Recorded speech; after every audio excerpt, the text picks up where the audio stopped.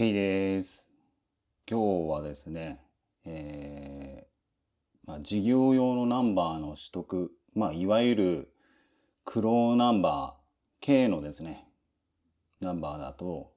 黒ナンバーって言われるものなんですけど、それの取得方法についてちょっとお話ししてみたいなと思います。まああの、軽貨物で、最初にですね、購入すると、大体の人がこっち側の黄色のナンバーついてると思うんですけれども、これをですね、運送業とかするとですね、このナンバーではダメでして、事業用のこの、黒ナンバーって言われてる、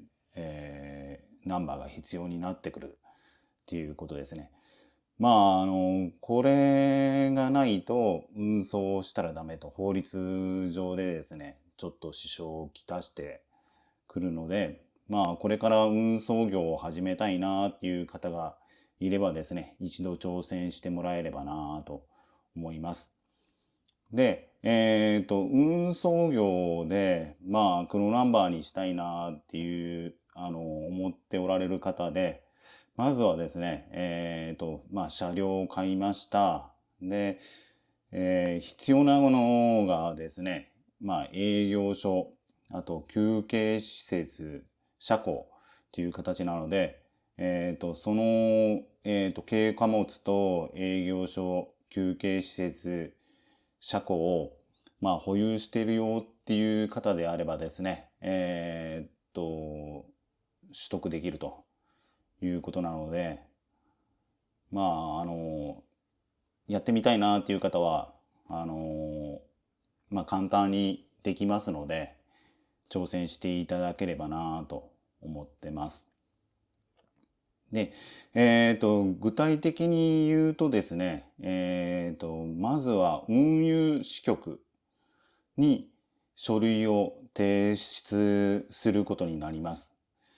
で、私もですね、ちょっと最後に戸惑ったことがあるんで、それを最後の方にちょっとお伝えするんで、もしよかったら、最後まで見ていただければなと思ってます。それは ETC に関わることなんですけれども、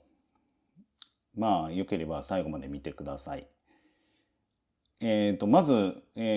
書類がですね、運輸支局に提出する書類がですね、えーっですね、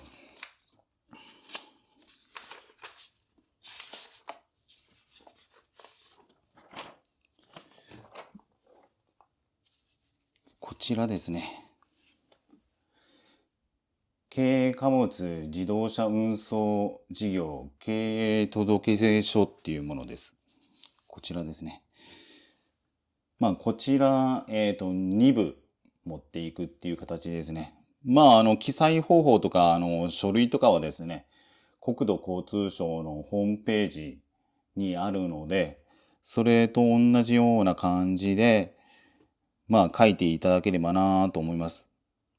大体は一緒なので、自宅でやられるっていう方に関しては、このチェックついてるところをですね、やってもらえれば全然問題ないんかなと思います。こちらの方もですね、運輸支局の方でですね、チェックしてもらって不備があれば、運輸支局の人が言ってくれる可能性がありますけど、事前に用意してるのが一番いいんじゃないかなと思います。その通りやっていただければ大体は大丈夫だと思います。特にこの、えっと、私、大阪にいるんで、この近畿運輸支局、大阪だと寝屋川市にあるんですけれども、そこの、この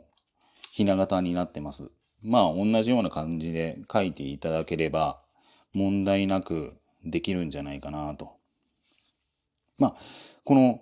届け出日と、開始する日、多分同じ日にちでいいと思いますんで、この辺も同じように届け出する日書いていただければいいのかなと思います。あとですね、事業用自動車と連絡書っていうものですね。こちらですね。こちらも、ひな形と記載例ありますので、まあ、こちらはですね、まあ、車検証とか見ながらやればできるのかなと思いますので、こちらも2部必要かなと思います。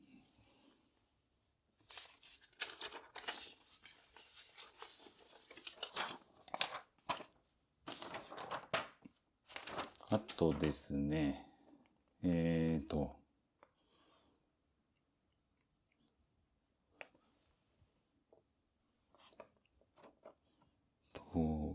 運賃料金表の設定の届出書ですね。こちらになります。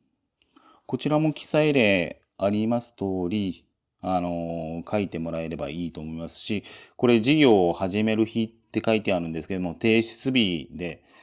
問題ないと思いますんで、私も、それで出しました。これも2部必要ということなので、2部用意していただければいいのかなと。まあ、運賃表に関しても、まあ、これ2部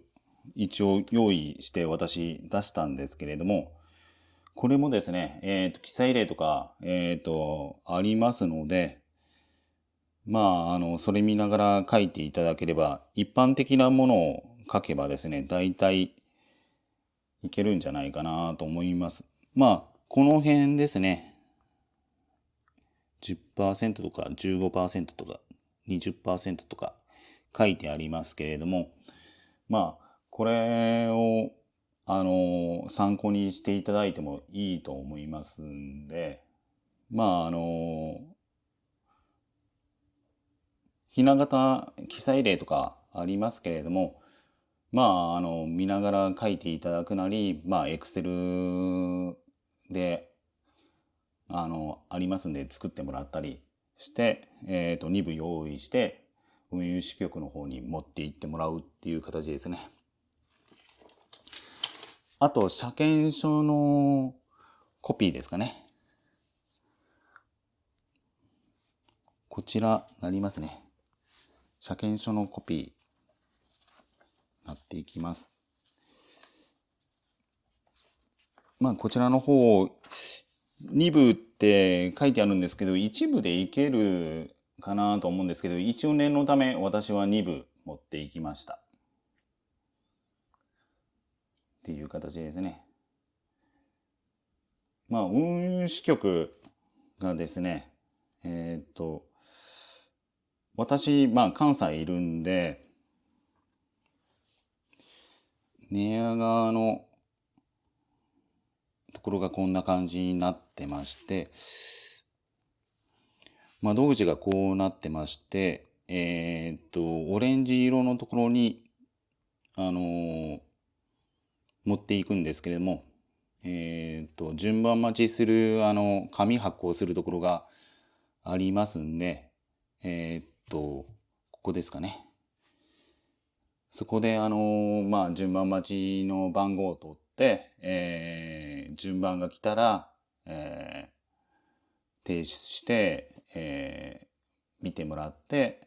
控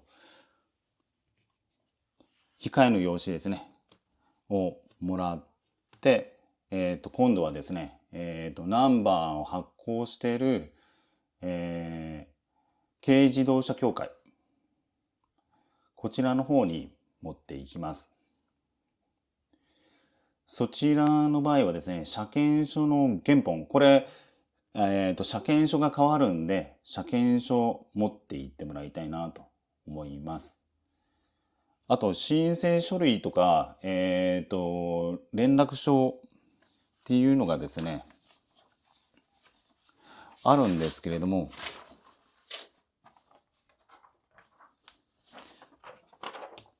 こういうやつですね。受付のところがありますんで、行ってもらえれば多分、渡してくれると思います。こちら私が取って、行った軽自動車協会になってまして、入り口入ったらですね、相談できるようなところあるんで、そこで、ナンバープレート、事業用のものに変更に来ましたって言ったら必要な書類もらえますんで、それもですね、見本、こういう形でですね、もらえますんで、記載方法ですね。いいのかなと思います。名義変更かもしれないんですけど、こんな感じになります。で、その際に必要になる書類がですね、車検証の原本。これ、車検証が変わりますんで、原本必ず持って行ってもらって、申請依頼書、事業用の自動車等連絡書っていうのが、先ほど、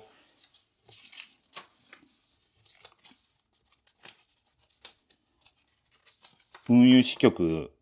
で印鑑がここに押されますんで、これを持って行ってもらうっていう形ですね。それがないとナンバー変えれないんで、これを持って行ってもらうのと、あとナンバープレートですね。ナンバープレートを、持って行って返納して新しいナンバーを買うっていう形になってますんで、K の場合、プラスドライバーで取れるようになってますんで、プラスドライバーで外して、持っていくという形ですね。あとですね、個人事業主の方であれば、住民票。あと、法人の方であれば、この、法人の登記簿、履歴事項全部証明書ですかね。こちらの方が必要になってくるという形になってます。で、書類がチェックできたらですね、変更できましたっていう連絡があるんで、それをですね、今度は黒ナンバー発行してもらうっていう形で、その場所で